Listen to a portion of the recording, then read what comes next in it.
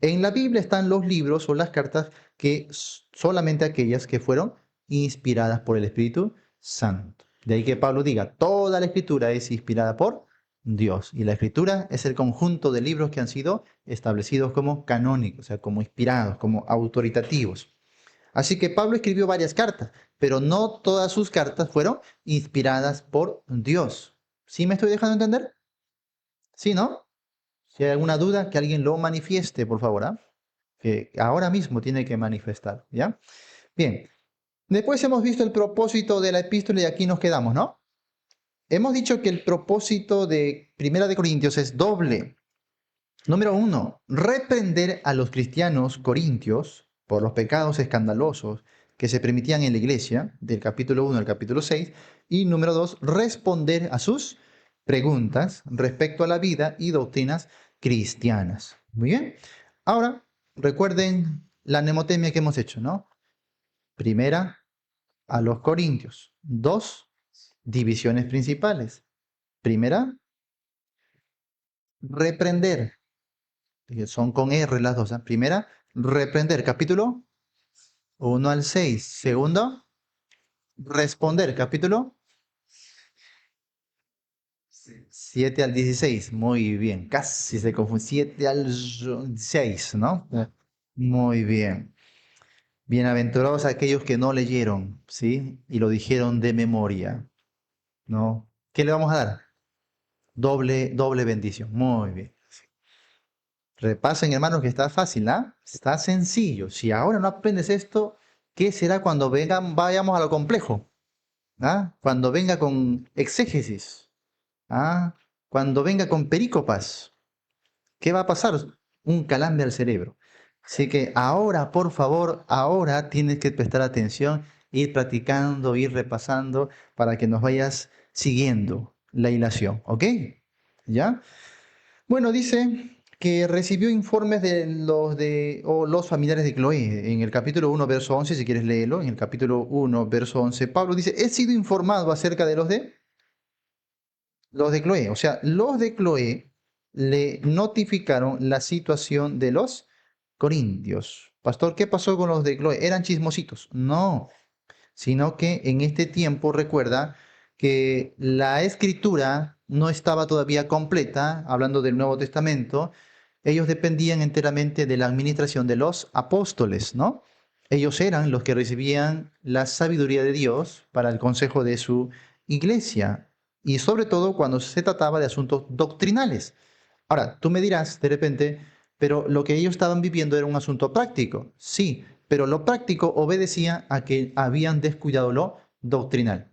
Siempre que descuidemos el aspecto doctrinal, la práctica también va a decaer. No puede ser que una iglesia solo tenga lo práctico. Una vez hablé con un pastor y le decía para hacer un plan de discipulado, un plan de estudio para la iglesia, y él me dijo, no, no, no, no quiero saber nada de estudio. A mi iglesia yo le doy la práctica nomás, eso importa. Varios vienen pensando así. Creyentes y pastores vienen diciendo, no importa la práctica. ¿Y sabes qué me dijo este pastor? Me dijo, yo no quiero cabezones intelectuales, cabezones bíblicos. Yo quiero gente que viva la palabra. Y yo le pregunté, ¿y cómo va a vivir la palabra si no la conoce? No tiene sentido.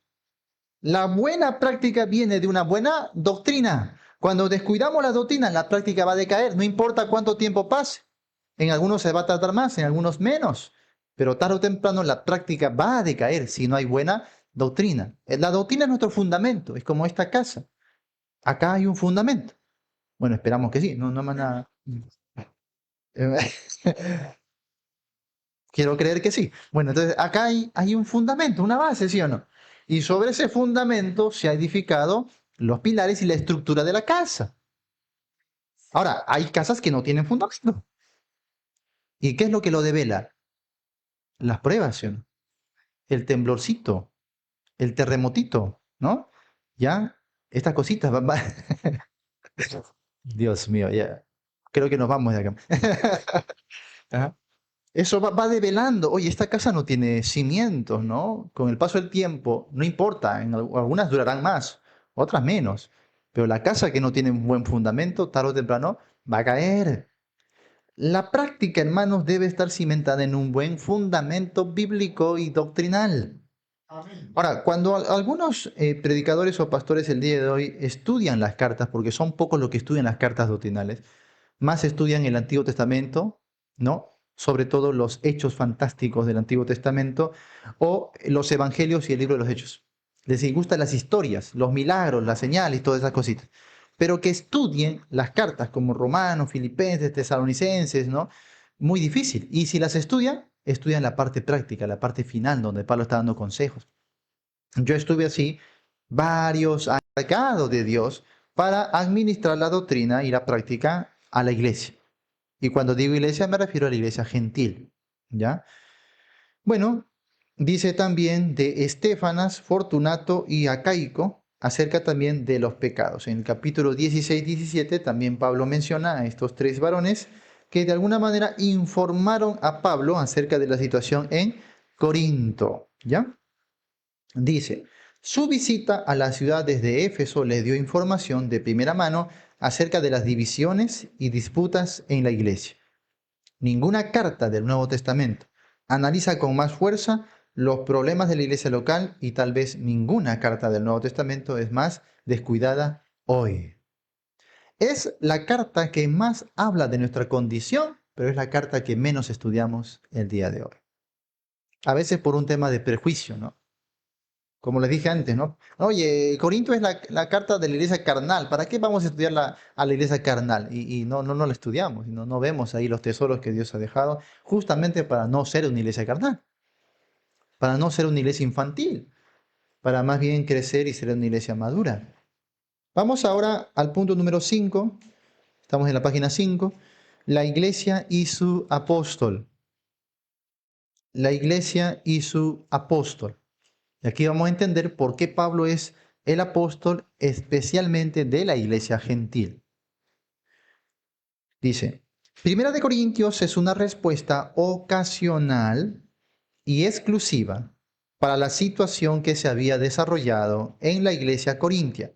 Entre el momento en que Pablo se fue de la ciudad, en algún punto de los años 51 al 52 después de Cristo, y la redacción de nuestra carta aproximadamente 3 años después. ¿Ya? Pablo escribe esta carta en respuesta a informes recibidos, como ya hemos visto, y a la carta que ellos mismos le habían escrito.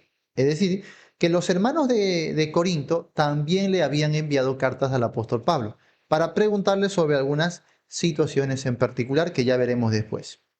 Uno, por lo menos 11 inquietudes diferentes y un tanto inconexas. Esto quiere decir que aparentemente son temas que no tenían conexión entre sí, son inquietudes que la iglesia tenía y hacían su pregunta. O sea que, pastor, en esa época había programa de preguntas y respuestas. Sí, había. Solo que no era tan rápido, ¿no? Imagínate, tú haces tu pregunta y te lleva después de 3 meses, ¿no? ¿Ah? En cambio ahora no, ahora vas al Facebook y ahí pones tu pregunta y al toque te responde, ¿no? Bueno, si es que ve tu comentario, ¿no? Dos, 10 de las cuales son aspectos de conducta, o sea, de las 11 preguntas, 10 son de aspectos de conducta, ¿no? De práctica, de vida cotidiana. Y 3, solo el capítulo 15 es propiamente teológico. Ahora, eso no quiere decir que los otros capítulos no tienen teología, sí lo tienen, solo que el capítulo en sí no tiene un aspecto teológico, ¿no? Pero sí hay teología. Por ejemplo, en el capítulo 2 habla del Espíritu Santo, de su deidad, de su personalidad, de su obra en el creyente, ¿no? La sabiduría que viene de él y todo eso. Así que sí habla de teología los demás capítulos, pero en realidad el capítulo en sí tiene un aspecto más práctico. Pero el capítulo 15 es doctrinal. Va a hablar ahí de la resurrección, ¿ya? Muy bien. Históricamente hablando, en su mayor parte, estos asuntos se resolvieron bajo la corrección que dio Pablo a los corintios en campos donde tenían deficiencias o se habían desviado. Campos donde tenían deficiencias o se habían desviado. La situación histórica en Corinto, entonces, era una situación de conflicto entre la iglesia y su fundador. Conflicto entre la iglesia y su fundador. Esto, hermanos, parece inaudito, pero pasó, le pasó al mismo Señor Jesucristo, le pasó al apóstol Pablo, le pasa a los pastores a través de la historia hasta el día de hoy. No es extraño, ¿sí? Es algo que comúnmente pasa y no siempre la tiene la culpa el pastor, porque normalmente en situaciones de conflictos siempre cargamos la culpa al pastor. Ay, ese pastor, seguro no está visitando, seguro no está aconsejando, ¿no? Este pastor seguro no les interesa las ovejas. Siempre la culpa le echamos al pastor, porque él es el responsable, decimos, pero no siempre es así. Es cierto que muchas situaciones difíciles de las iglesias se deben parte al mal liderazgo, ¿no? De los que están a cargo, pero no siempre. A veces hay un buen liderazgo, hay buena enseñanza, hay buena administración y aún así la iglesia es desobediente, la iglesia es terca, no quiere sujetarse y todo va mal, no por el pastor, sino por la iglesia. Y eso es una verdad que se tiene que aceptar, ¿no? Porque si no, no vamos a madurar. El apóstol Pablo, podríamos decir que era, hermanos, un hombre de mal carácter, un hombre de mal liderazgo, de falsa autoridad. ¿Podríamos decir que él no era un siervo de Dios? ¿Ah? No es así, no es así. Y de igual manera, el día de hoy hay buenos siervos y aún así la situación de la iglesia puede ir mal por la inmadurez de sus miembros. Ahora, yo he escuchado que algunos dicen, lo que pasa seguramente es que él no es llamado, dice. Ahora entramos a superstición. O sea, las cosas van a ir bien si es que él es llamado. Y si no es llamado, entonces no, si quieras o no, te estás excusando y estás echando la culpa o la responsabilidad al pastor, al siervo. Hemos confundido esas cositas. Por culpa, hermanos, de no haber enseñado bien lo referente al pastorado y que tradicionalmente estemos creyendo que el llamado al pastor es de manera individual, algún elegido por ahí que deba asumirlo, es que pasan dos cosas. La iglesia se enfría, la iglesia se conserva inmadura y dos, muchos abusan de esa creencia de que soy el llamado. ¿En cuántas iglesias usted no ha escuchado decir, aquí yo soy el llamado, Dios me ha puesto, yo soy el ungido, dice? No toquéis al ungido. Alejandro, no me toques, ¿ah? ¿Ya? No toquen al ungido, ¿no? No le hagan nada. Y la iglesia muerta de miedo, ay, sí, el ungido del Señor. Dice, no. El Señor lo ha puesto. ¿Qué lo ha puesto, hermanos? Eso no tiene nada que ver con el ungido que encontramos en el Antiguo Testamento, refiriéndose al rey. Y el rey en el Antiguo Testamento era un tipo de quién? De Cristo Jesús. En el Nuevo Testamento el ungido es Jesucristo. Precisamente la palabra Cristo significa ungido, pues. ¿Cómo vamos a decir ungido al pastor? Cristo es el ungido de Dios, no el pastor, ¿ya? Pero el día de hoy se cree cualquier barbaridad, ¿no? Es que el pastor, él ha sido llamado. ¿Y tú cómo sabes que él ha sido llamado? No hay forma de saberlo. No, es que un día yo estaba en mi casa y me hizo cosquillita aquí en mi estómago, ¿no? Sentí un fueguito calientito, ¿no? Dios me ha llamado, hermano.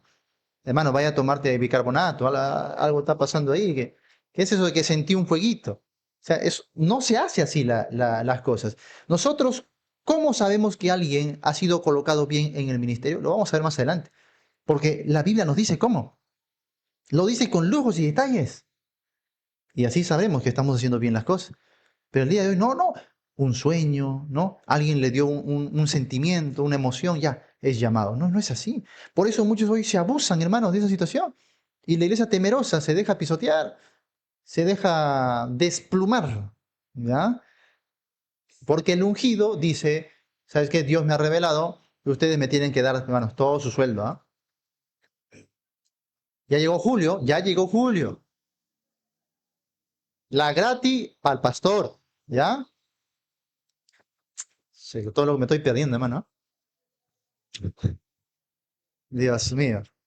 La gratis, el aguinaldo, todos los bonos, las canastas, trae, que dice de la Biblia, traigan, hermano. O Dios me ha dado una revelación, hermano. Traigan. Y ahí está la gente. ¿Trae o no trae? Trayendo a manos llenas, siendo manipulada. No, es que el ungido pues ha hablado. El profeta dice. ¿Ah? El profeta, el apóstol. Somos engañados terriblemente el día de hoy. ¿Por qué, pastor? ¿Ah? Porque no estudiamos la Biblia, pues, hermanos. Por eso pasa. Y bueno, también a veces la inmadurez de los creyentes. Puede que hayan buenos siervos, pero normalmente a los buenos siervos no les hacen mucho caso.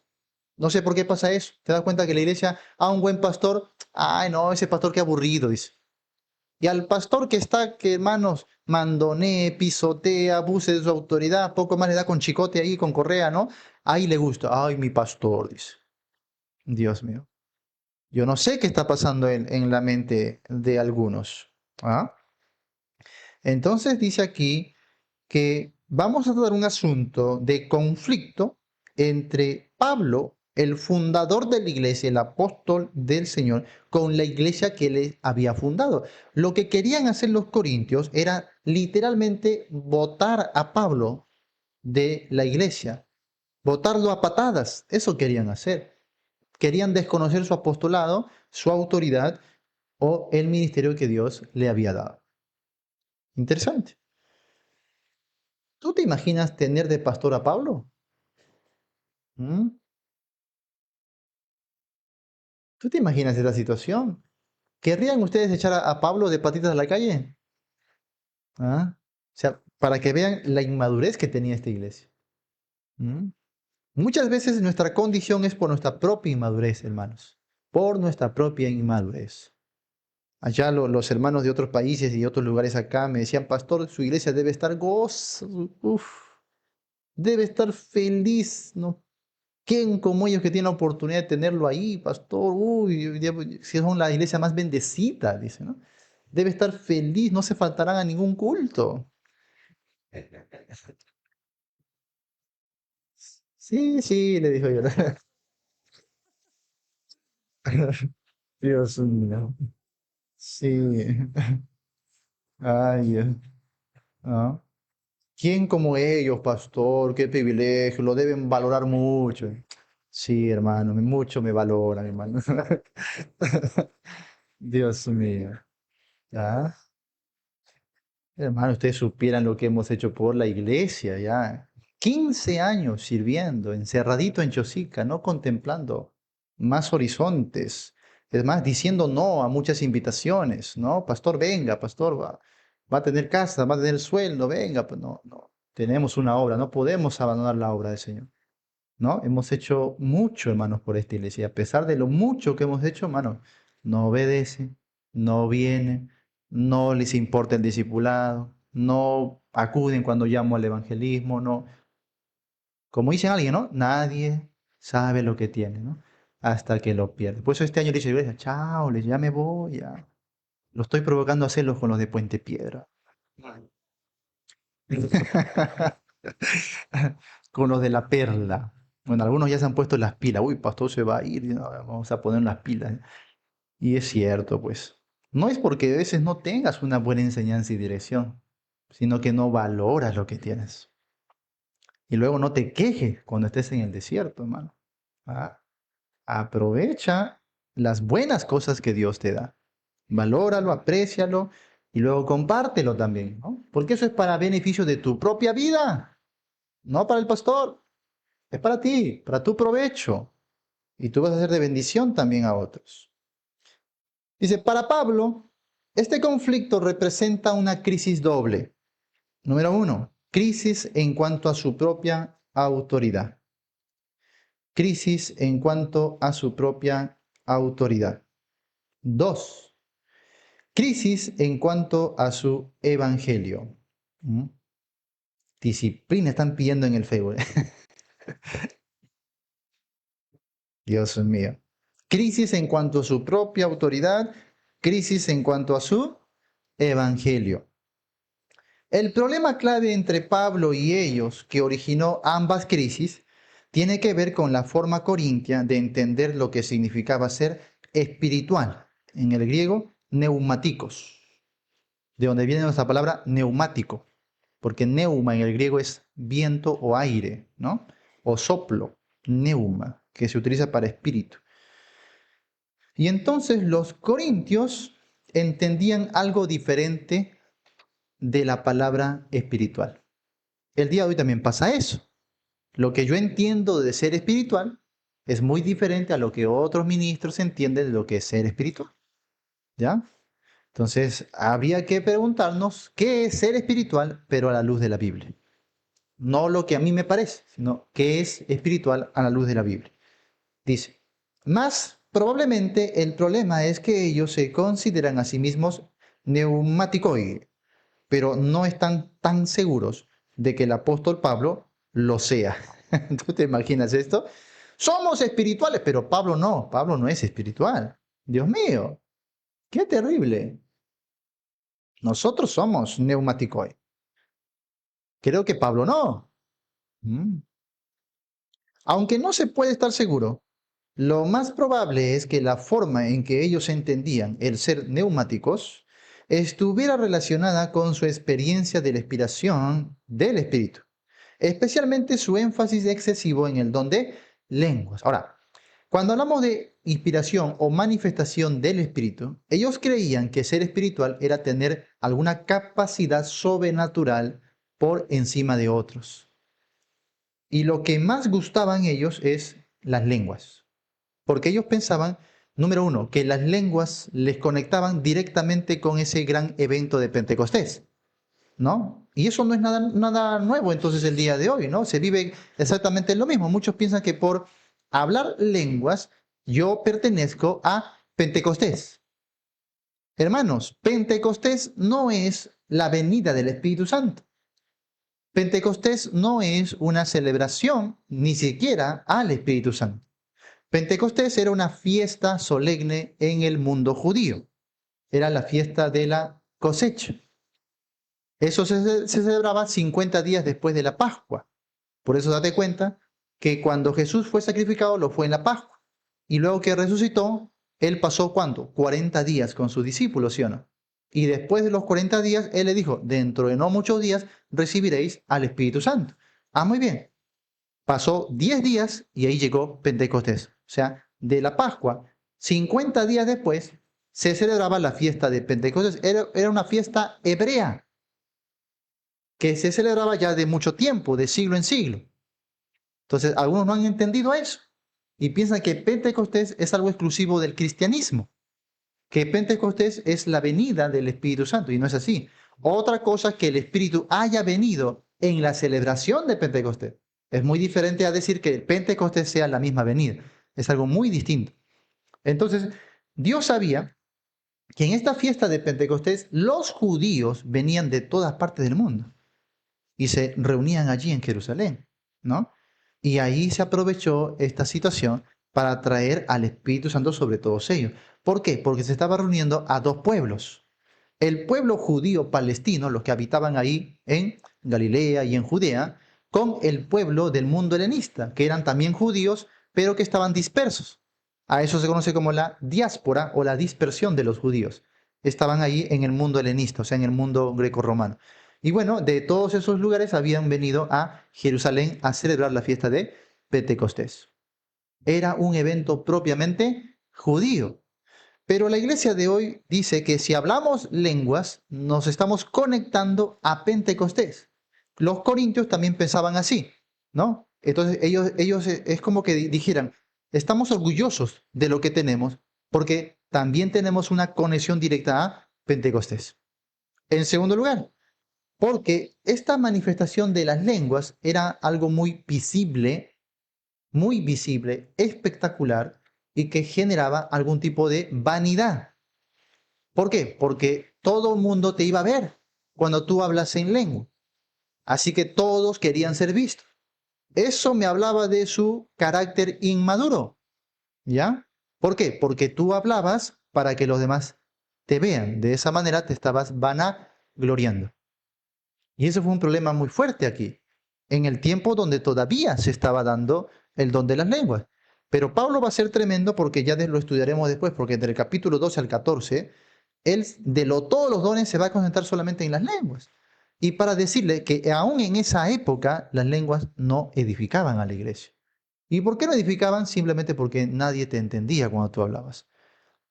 Si yo ahora hablo otro idioma y tú no hablas ese idioma, ¿me entenderás? Entonces, ¿cómo te edificarás? Ahora Pablo les va a explicar para qué era realmente el don de lenguas, por qué fue dado, ¿ya? Y cómo debería emplearse. Eso lo va a hacer, pero ya lo veremos eso más adelante. Ellos creían entonces que por estas experiencias supuestamente espirituales, eran espirituales. Y como que los demás que no lo tienen, no son espirituales. Eso pasa el día de hoy. Me he encontrado con pastores y hermanos, ya he dicho que yo respeto a todos, los amo a todos, pero hay hermanos que cuando yo me encuentro y son de otra denominación, lo primero que me preguntan es, ¿y tú, pastor, hablas lenguas? Yo digo, pregúntame pues, ¿no? Si estoy predicando a Cristo, no sé, ¿no? Si estoy firme en la doctrina, si estamos abriendo más obras misioneras. Lo que me pregunta es, ¿hablas lenguas? Y en su congregación, pastor, ¿hay unción? Me dicen. Y yo digo, ¿cómo es eso que si hay unción o no? No, no sé. Y me dicen, no, ¿hablan lenguas? Claro que hablamos lenguas, que no somos mudos y hablamos bien el español, ¿no? No, no, pastor, pues yo estoy hablando de las otras lenguas, pues, pastor, ¿no? Y piensa que yo le voy a hablar del don de lenguas, ¿no? En mi congregación hablamos lenguas, pero no estamos practicando las lenguas bíblicas, que eran idiomas también, por si acaso. Muchos están confundidos y están enseñando de que las lenguas de la Biblia eran lenguas angélicas, que era un tipo de lengua que nadie puede entender. Y Pablo lo va a desmentir tremendamente. Ojo, que yo estoy usando como referencia el libro de Gordon Fee. ¿Saben quién es Gordon Fee? Es un pentecostal erudito en griego y en exégesis. Yo tengo varios libros de él y él es pentecostal y él defiende el pentecostalismo. Y yo voy a usar, en este material, yo estoy usando como referencia el libro de Gordon Fee. No estoy usando a un bautista, estoy usando un pentecostal. Un pentecostal, pero bien instruido, que estudia. Y él nos va a decir de qué trataba realmente el don de lenguas.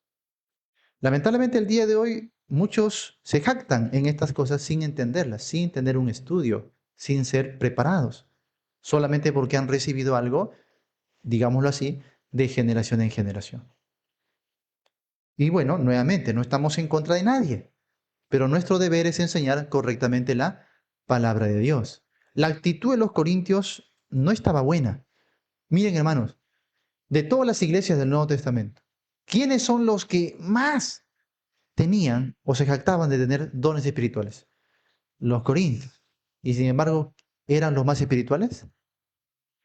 Eran los más carnales. ¿Eso qué me está comunicando? ¿De que estas cosas nos llevan a la madurez?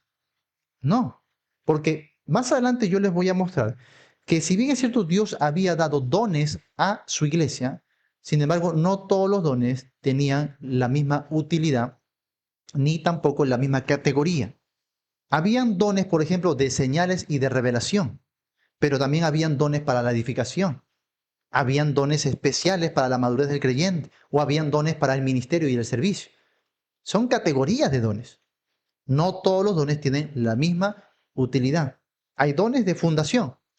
Fueron dados para la revelación, para el cambio dispensacional. Hoy ya no estamos en cambio dispensacional.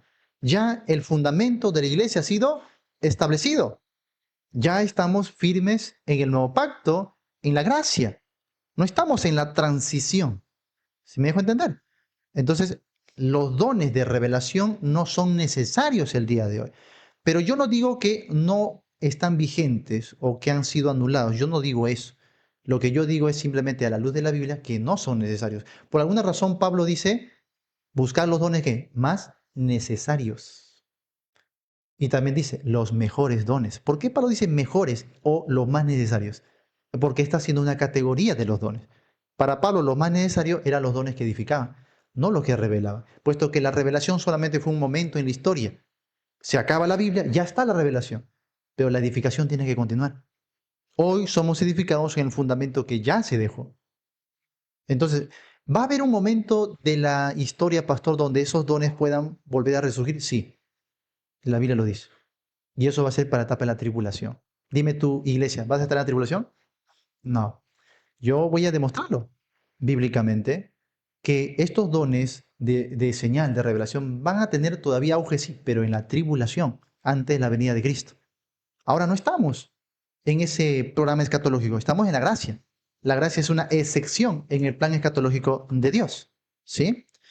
Y ojo, estén atentos a las redes sociales, porque dentro de poco voy a tener un debate justamente de ese tema, ¿ya? Con un apologista que defiende que las lenguas son angélicas y que debemos hablar lenguas angélicas, ¿ya? Y yo voy a tener un debate con él y ahí ustedes van a ver cuál es la postura más plausible a la luz de la Biblia. Ustedes saben que mis debates siempre son con todo respeto, con altura, porque no busco contender ni jactarme, busco edificar, enseñar al pueblo de Dios, ¿no? Ya, entonces estén atentos ahí a las redes sociales, porque ya esta persona me ha hecho un video reaccionando a mis enseñanzas, ¿no? Y ha dicho que no sé nada, no sé nada. Con todo respeto le hablé y le dije, la gente pide sangre, le dije, ¿no? A ver, sí, porque yo vi los comentarios y todo el mundo le hablaba. No has argumentado nada, no has sustentado nada, no, más has estado hablando contra el pastor Jonatán. Eso se llama falacia ad hominem. Cuando yo ataco al oponente y no ataco su argumento. No sustento mi punto, solamente estoy hablando de él, de él. Él cree, él esto, él lo. Entonces la gente le pedía debate, debate, debate. O sea, el pueblo siempre clama por sangre, man. Es bueno no depender de la sangre, pero a veces un poquito hace falta. Bueno, entonces dice que ellos pensaban que quizás por tener esas experiencias místicas o espirituales, eran espirituales. Tanto así que habían llegado al punto incluso de falsificar los dones espirituales. Cuando Pablo habla del capítulo 12 al 14, Pablo demuestra que el don de lengua, por ejemplo, no era dado a todos, solo a algunos. Pero esta iglesia, todos querían hablar. Todos, todos, todos. En la hora del culto, a un solo momento, todos se soltaban a hablar lenguas. ¿Tú te imaginas esto? Ahora dime tú si no se repite eso el día de hoy. Yo hasta ahora no he ido a una iglesia. Alguno por ahí me ha escrito, no sé dónde vive, en la Antártida, creo, ¿no? Pero me ha escrito que en su iglesia sí hablan dones por turno, uno por uno. Uno, dos, dice, y a lo más tres. Así conforme al modelo que ve. Pero yo la verdad no he visto eso. A todos los lugares que he frecuentado o reportes que he tenido de iglesias que hablan lenguas, todo el mundo habla lenguas. Es más, se enseña el día de hoy que si no hablas lenguas no tienes la unción, no tienes el bautismo del Espíritu Santo. Algunos incluso dicen que no tienes salvación si no hablas lenguas, que no has sido regenerado. ¿A qué punto se llega, hermano? Imagínate. Ya esos detalles los vamos a ver con más profundidad después. Dice, la fuente de su falsa espiritualidad. Lo más probable es que la mayor parte del error de ellos proceda de su anterior paganismo. Lo más probable es que la mayor parte del error de ellos proceda de su anterior paganismo, de pagano. Claro, porque ellos eran gentiles y ellos vivían en religiones de misterio, combinado con el gnosticismo. Le hablé un poquito de eso, ¿no? En clases anteriores. O sea, eran religiones combinaban experiencias místicas, por ejemplo, revelación de ángeles, ¿no? Éxtasis, lo combinaban con gnosis. Gnosis es un conocimiento elevado. De ahí viene el gnosticismo. Conocimiento más experiencia mística te elevaban a un plano superior. Y ellos, pues, habían vivido todo eso, ¿no? Entonces dice que probablemente el error de ellos es que estaban influenciados todavía y no habían madurado. Por eso es necesario la doctrina, pues, hermano, porque la doctrina también nos ayuda a corregir todo aquello con lo que hemos venido desde antes, ¿no? Y nadie es libre de eso. Cuando yo comencé a estudiar doctrina, yo pasé 17 años de mi vida en el error, defendiendo cosas no tan exactas en cuanto a la palabra de Dios. Y eso no quiere decir que no seas celoso de la palabra. Apolos, por ejemplo, era celoso de la palabra, ¿sí o no? ¿Conocía la escritura del Antiguo Testamento o no? Lo conocía muy bien, pero ¿estaba exactamente en la doctrina? No, necesitaba corrección, ¿sí o no? Así que si Apolos, un tremendo erudito en las escrituras le pasó, a cualquiera nos puede pasar, pues, hermano. Y eso no significa que no leas Biblia. Sí, la lees, estoy seguro de eso. Lees tu Biblia, haces tu devocional, no, oras al Señor, pero aún así necesitas dirección, corrección. Así que en un momento de mi vida comencé también a ser corregido y a ser instruido, ¿no? ¿Y qué pasa con aquellos que no? Aquellos que vienen a la fe, se convierten a Cristo, pero no son instruidos, no son discipulados. ¿Cómo van a crecer? Algunos vienen del catolicismo, por ejemplo, ¿no? Y aun cuando están ya convertidos a Cristo, tienen algunas cosas equivocadas. ¿Por qué? Porque su pasado católico por ahí todavía le está guiando y por ahí puede incurrir en un error. Hay hermanos que sinceramente creen en Cristo, pero que tienen distorsiones en la doctrina y cuando yo los escucho me doy cuenta de que, no, esto viene de dogmas católicos, porque aún tienen en su cabecita estas cosas. Por eso el discipulado, la sana doctrina, va a ir limpiando y corrigiendo esas cosas y luego te va a ir cimentando en la verdad. Todos tenemos que pasar un proceso de desaprender primero para después aprender. Eclesiastés lo dijo, el sabio Salomón, tiempo de arrancar, ¿no? Y tiempo de plantar. Hay tiempos para primero limpiar, desarraigar y luego plantar. Hay muchos que quieren plantar sobre lo que está colocado y eso no funciona, hermanos. Eso no funciona. Y no es que estemos menospreciando a los demás, sino que yo entendí el proceso de Dios. Y hay personas que aquí ya ejercieron ministerio, liderazgo y todo, sí, pero va a haber un proceso de que ellos van a desaprender para que puedan aprender bien. Y ahora van a ser de mucho provecho. No es que queremos limitarles, no es que nos queremos mejor y no queremos que hagan nada, no. Sí queremos, pero queremos que sean útiles, que aprendan, que den buenos frutos. Entonces va a haber un tiempo en que van a estar desaprendiendo. Este servidor también tuvo que pasar ese tiempo. Yo estuve años desaprendiendo, luego aprendiendo y ahora ya puedo estar enseñando. Es un proceso. Y aún así sigo todavía aprendiendo. ¿Mm? Entonces, anhelamos la madurez, hermanos, pero va a depender de nuestra humildad para aprender también. ¿Sí? Número 1 dice, el interés que mostraban por la Sofía, no la hermana Sofía, sino que Sofía, ¿qué significa? Es griego, significa sabiduría. Por eso filos es amor, filosofía es amor por la sabiduría, ¿no? Y la noxis, ¿qué era noxis? Bueno, cópiate pues del material. Sabiduría y conocimiento, ahí, ¿no? Muy bien. La sofía, sabiduría, y la gnosis, conocimiento. Ahora, ten cuidado porque en Corintio, en la carta a los Corintios, va a aparecer la palabra sabiduría en cuestión de Dios y en cuestión del mundo, pero no es lo mismo. Aunque se utilice la misma palabra, cuando se hable de Dios, se habla de lo que viene de Dios como fuente de conocimiento, inteligencia y revelación. Pero cuando se hable de la filosofía en torno al mundo, a los hombres, está hablando de la filosofía humana y hasta diabólica. No te vayas a confundir, porque hay algunos que han malentendido estas cosas, ¿no? Pero Pablo desechó la filosofía porque la filosofía es mala. Oye, ten cuidado, porque Pablo usó la filosofía, solamente que lo usó correctamente para defender bien la revelación de Dios. Entonces, cuando se dice en la Biblia que hay filosofía para desechar, se refiere a la que viene del mundo y que se opone a la doctrina bíblica. Pero no es que vamos a desechar la filosofía, porque la sabiduría para nuestra mente viene de Dios y la verdadera sabiduría viene de la palabra de Dios. ¿Ya? O sea, a eso no nos podemos oponer. Estas dos palabras, sofía y gnosis, aparecen en el contexto de aberraciones específicas. Aberraciones específicas, como capítulo 1 al 4 y el 8 al 10 también, que ya veremos después. 2. Su visión aparentemente espiritual de los sacramentos. Si alguien que ha sido bautizado participa del alimento espiritual de la mesa del Señor, encuentra seguridad. De modo que su conducta en la vida presente tiene poco o ningún efecto sobre su verdadera espiritualidad. Ellos tenían una visión aparente espiritual de los sacramentos, o sea, aún esto que practicaban como ceremonia lo veían como un asunto de espiritualidad. 3. Desde luego, todo esto va radicalmente en contra tanto de Pablo como de su evangelio y produce caigesis. ¿Qué es eso? Jactancia.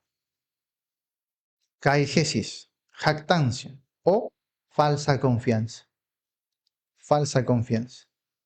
Por eso están, dice Pablo, envanecidos. Capítulo 4, verso 6, el verso 18, el capítulo 5, verso 2 también. Están envanecidos y llenos de arrogancia en el capítulo 5, verso 6.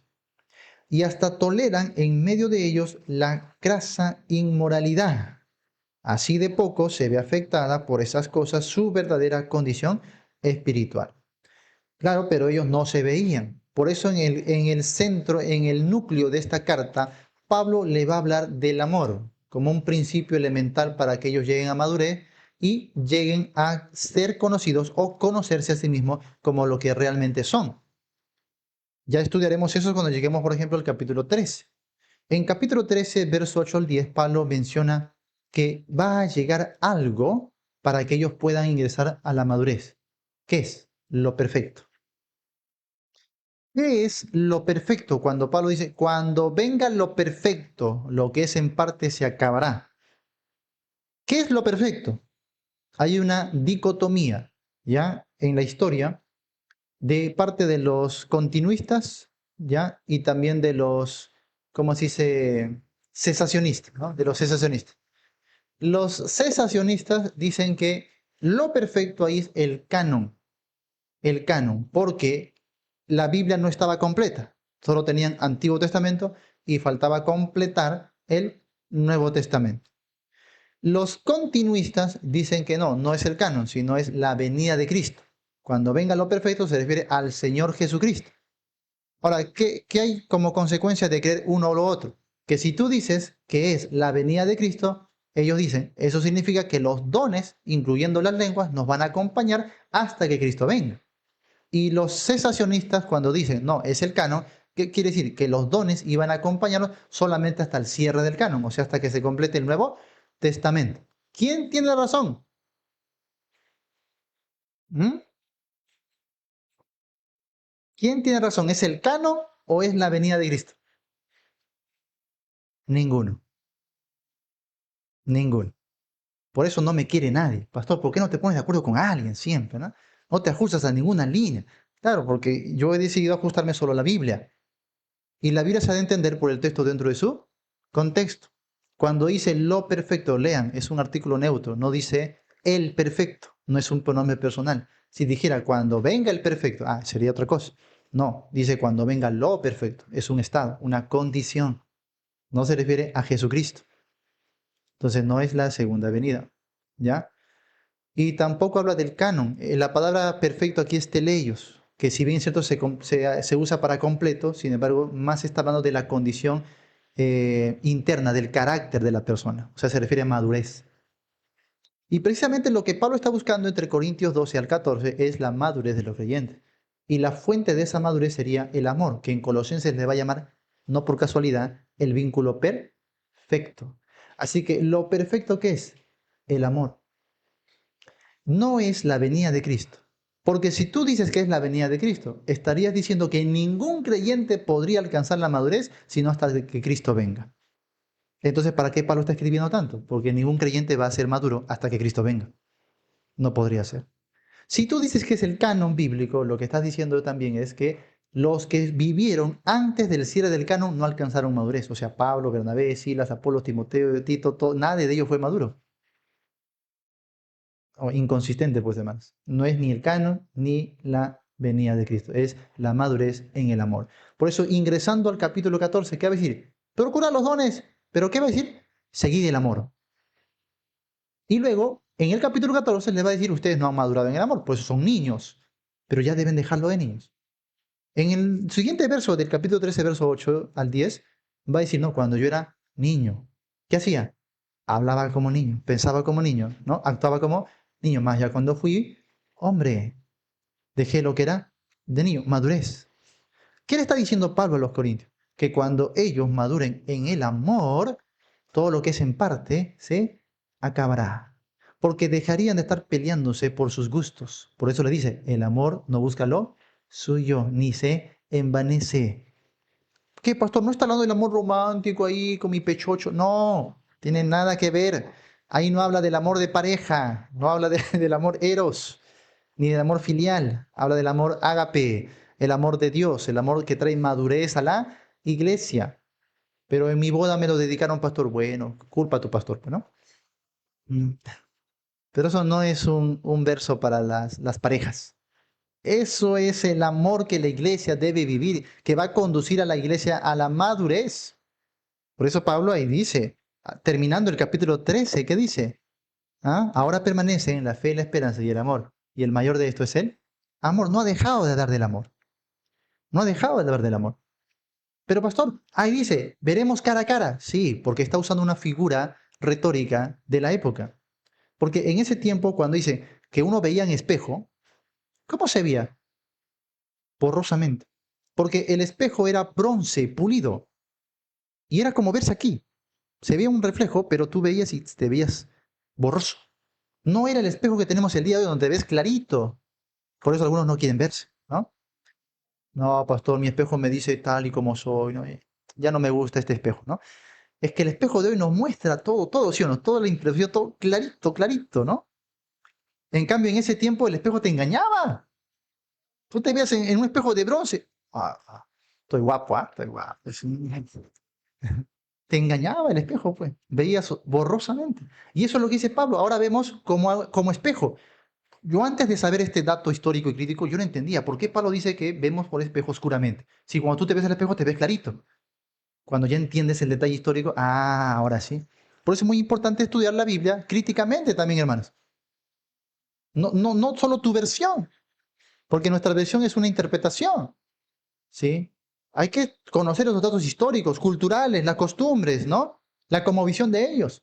Ellos utilizaban un espejo de bronce, por eso cuando se veían, veían oscuramente. Ojo, que el espejo te mostraba a ti mismo, tu propio reflejo. No te está mostrando a Cristo. Así que algunos se confunden cuando dice cara a cara. Pastor, pero el himno no dice cara a cara, espero verle. Ese signo no es la palabra, hermano. ¿Ya? Cuando dice cara a cara se refiere a que tú te vas a conocer a ti mismo. Por eso dice, cuando venga lo perfecto, o sea, el amor maduro a tu vida, ya tú no te vas a ver oscuramente, sino que te vas a ver claramente como fuiste conocido y te vas a avergonzar. Algunos se avergüenzan terriblemente, ¿sí o no? De lo que han sido. Sobre todo cuando van al Facebook, ¿no? Bueno, si hablo así es porque he venido de Pucallpa, hermano, ¿no? Me he venido un poquito así con la lengua, con el dejo, ¿ya? Y cuando tú vas ahí al Facebook, el Facebook tiene la mala costumbre de recordarte tus publicaciones de hace años atrás, ¿sí o no? ¿A cuánto le gustan esas publicaciones? A Grecia, no me creo, porque va republicando su... ¿no? ¿A cuánto le gustan esas publicaciones que Facebook te recuerda? Bueno, a mí no me gusta. A mí no me gusta cuando Facebook, mira lo que eras hace 8 años, yo veo, ay Dios mío, qué terrible. Entro a la publicación y la elimino, hermano. La elimino, no me gusta. Cuando veo cómo escribía yo mis comentarios, ¿este soy yo? Dios mío. Y yo creía que era espiritual en ese tiempo. Estaba en el seminario y mira cómo hablaba. Y mira cómo salía en la foto. No, señor, lo borro todo. Me avergüenzo. Porque tú no te percibes. Tú no te das cuenta. Tú te crees muy maduro. Pero estás viendo borrosamente, te está engañando tu espejo. Pero cuando tú madures en el amor, te verás claramente y conocerás como fuiste conocido. Ay, Dios mío, yo era así, no, Señor, qué terrible. Te avergonzarás, porque ahora estás en otro nivel. Ahora ves con madurez. ¿Entienden o no entienden? Ya después vamos a ver la parte exegética de ese capítulo. Apenas estamos adentrándonos al mundo de 1 de Corintios. Hay mucho, mucho que aprender y desarrollar. ¿Qué hora tenemos? ¿Ya corrigieron el reloj, hermano? Sí, ¿verdad? Entonces, ya se acabó el tiempo. Ya se acabó el tiempo. ¿Qué podemos hacer? Ya el tecladista me está botando. Pónganse de pie, hermanos.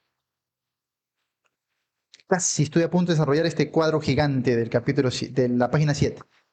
Pero lo haremos la próxima semana, ¿ya? Este cuadro que ustedes ven en la página 7, hermanos, excelentísimo, le va a cambiar la Biblia, ¿ya? Les va a cambiar la perspectiva de cómo ven la Biblia, de verdad. Va a estar muy bueno. No deje de asistir. Vamos a orar al Señor. ¿Qué se requiere el día de hoy? Madurez. Pero no habrá madurez sin la palabra de Dios. Debidamente estudiada, bien expuesta, hermanos. Y hay que practicar, hay que prepararnos mucho en la palabra de Dios. Dios va a llevar a su pueblo por el camino del amor. El amor edifica. El amor edifica a su pueblo. ¿Sí? No es una falsa espiritualidad. Es la esencia del amor que Dios ha derramado en nuestras vidas. Lo que nos va a llevar al camino de la madurez. Decide ahora, hermano, comenzar a madurar. Por los elementos más básicos, comienza a leer tu Biblia a diario. Eso es lo básico. Léela a diario. Léela, libro por libro. Toda la Biblia. Escudriñala. Haz tus anotaciones. Comienza a tener un tiempo privado con el Señor. No dependas de otro, de otra persona. Ten un tiempo personal con Dios cada día. Evalúate. Pablo dice, examinaos a vosotros mismos. Evalúate. ¿Cómo estás delante de Dios? No te compares con otros. Compárate con Cristo. Compárate con la palabra, que sea tu espejo la palabra, para que seas conocido como realmente eres. Y ahí Dios te va a mostrar y decide hacer cambios en tu vida. Los cambios vienen por decisión, los cambios vienen por obediencia, los cambios no vienen por emoción. Está bien que quizás Dios quebrante tu corazón, pero no te quedes en la emoción. Camina hacia el cambio, camina hacia la madurez, cada día, cada día. Dios va a usar tu vida, no lo dudes.